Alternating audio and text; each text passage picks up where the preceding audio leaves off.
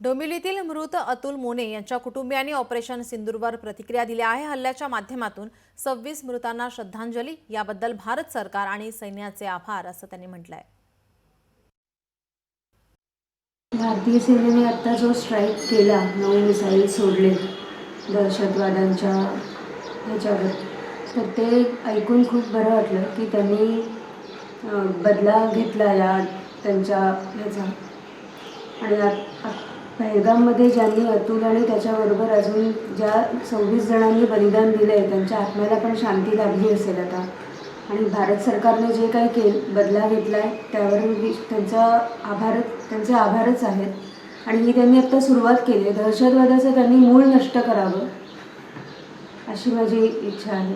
भारत जी घटना झाली पहलगाममध्ये त्यावर त्यांनी खूप लगेच ॲक्शन घेतली आणि घेत आहे। ऑपरेशन सिंदूरचा आज जो स्ट्राईक होता तो सक्सेसफुल होता आणि पुढेही सगळं व्यवस्थित हो आणि आम्हाला जस्टिस मिळो हीच आमची इच्छा आहे। लोकशाही मराठी ऐका, पहा, जागरूक रहा।